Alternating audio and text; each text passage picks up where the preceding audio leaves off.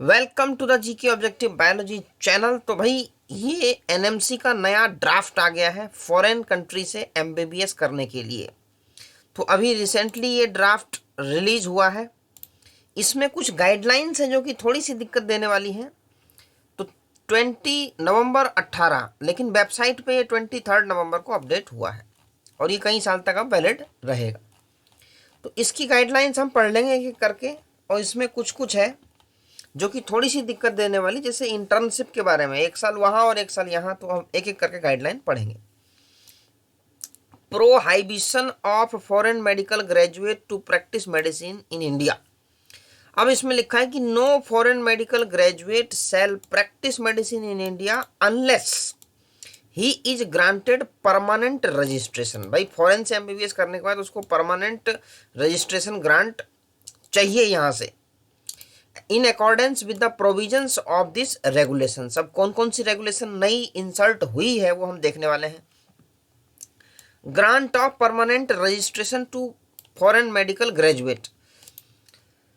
तो undergone a course leading to foreign medical degree with minimum duration of 54 month. देखो minimum duration कितना होना चाहिए, 54 month. अगर आप किसी भी कंट्री से कर रहे हो तो वहां पे मिनिमम ड्यूरेशन 54 मंथ का होना चाहिए। ठीक है भाई, पहला तो ये आ गया। इस पॉइंट को ध्यान में रखना, कहीं भी ज्वाइन करो तो उसका कुरिकुलम देख लेना कि कितने साल का है। तो एक तो ये पॉइंट ध्यान रखना है। Undergone an internship for a minimum duration of 12 month in the same foreign medical institution. पहले क्या था कि फ्लेक्सिबिलिटी होती थी, लेकिन अब ये गाइडलाइन है कि 1 साल आप जहां से एमबीबीएस कर रहे हो, from the same college you have to complete 1 year internship. उसके बाद 1 साल इंडिया में भी आके करना पड़ेगा। अभी देखो गाइडलाइन आएगी वो।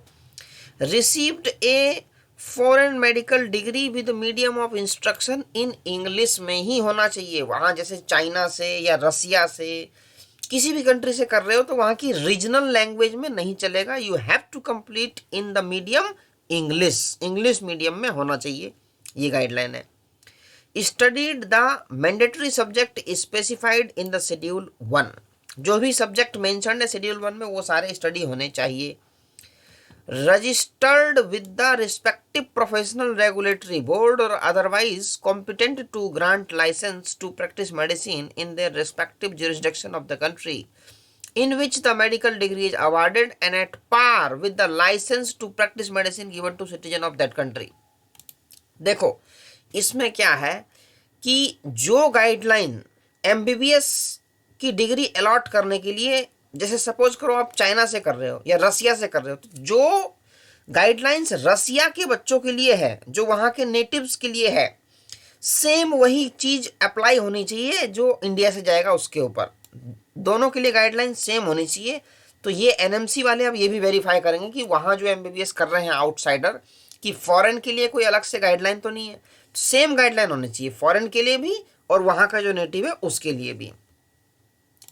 Undergone the supervised internship in India for a minimum term of 12 month. देखो 5 साल का कोर्स होगा या 4.5 साल मान लो।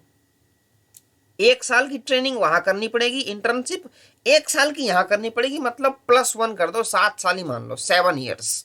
तो फॉरेन से करने का एक थोड़ा सा ये होगा कि 1 साल और एक्स्ट्रा लग जाएगा। अच्छा, हैज क्लियर्ड, अब सबसे जो बड़ा पॉइंट है, has cleared the national exit test और सच अदर मैंडेटेड टेस्ट और test conducted by the commission. ये सबसे बड़ा पॉइंट है। अगर फॉरेन से कर भी लिया तब भी आपको नेक्स्ट ये नेशनल एग्जिट टेस्ट या जो भी उसके इक्विवेलेंट अगर कोई चेंज करता है कमीशन तो आपको वो क्वालिफाई करना पड़ेगा। ये गाइडलाइन इसमें आई है। Applicability of these regulations, notwithstanding anything contained in the regulation 4 of this regulation shall not be applicable to foreign medical graduate who have acquired a foreign medical degree or primary qualification as the case may be prior to the coming into the force of these regulations, to candidates who are pursuing their education in foreign institution prior to coming into the force of these regulations। देखो ये किस किस में applicable होगा, तो ये क्या है, applicability of this regulations. Anything content in the regulation 4, these regulation shall not be applicable देखो किस किस पे लागू नहीं होगा, to foreign medical graduate who have acquired a foreign medical degree और primary qualification as the case में be, और prior to the coming into force of this regulation, जिसने इससे पहले ले लिया, मतलब पिछले सेशन तक जिसने ले लिया तो ले लिया, अगर इस सेशन में अगर वो जाएगा बाहर तो ये गाइडलाइंस अप्लाई हो जाएंगी, ये क्लियर मेंशन्ड है। To candidate who are pursuing their education in foreign institution prior to the coming into the force of this regulation, जिसने पहले से ले लिया, pursuing their education in foreign institution prior to the coming into the force of this regulations, इन पे ये जो पहले से ले रहे हैं उन पे ये लागू नहीं होगा, एक ये बेनिफिट वाली बात है।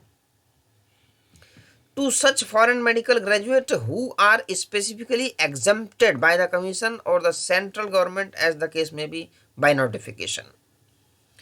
शेड्यूल 1 में ऐसे सब्जेक्ट्स हैं भाई, criteria to recognise foreign medical graduate applying for licence और permanent registration to practice in India. तो the guiding principle for licensing a foreign medical graduate to practice in India is to ensure that the foreign medical graduate fulfills the requirement of education and training equivalent or commensurate with that of an Indian medical graduate, eligibility for primary medical qualification in a country outside India, duration of the course and training in subject leading to primary medical qualification। तो duration भाई बताया है 54 months का, वो पूरा होना चाहिए, शुरू में ही इन्होंने मेंशन किया है। ड्यूरेशन का बड़ा ध्यान रखना आपको, अगर फॉरेन में ज्वाइन कर रहे हो तो मिनिमम 54 मंथ्स, ठीक है भाई, 54 मंथ्स का ये ड्यूरेशन आपको बड़ा ध्यान देना है। उसके बाद और देख लेते हैं कुछ इंपॉर्टेंट पॉइंट हो। The total duration of the foreign medical graduate course shall be completed within 10 years. अच्छा, एक चीज़ और है भाई कि 10 साल के अंदर डिग्री कंप्लीट हो जानी चाहिए। The total duration of the foreign medical graduation course shall be completed within 10 years from the date of joining of the course. देखो 10 साल तो बहुत है यार, 10 साल क्या 5 साल में बच्चे कर लेते हैं, तो ये पॉइंट उतना वैलिड नहीं है, लेकिन एक आध साल इधर उधर हो सकता है, लेकिन 10 साल तो बहुत है। लोकेशन ऑफ मेडिकल कॉलेज और institution and administration of the course और ट्रेनिंग।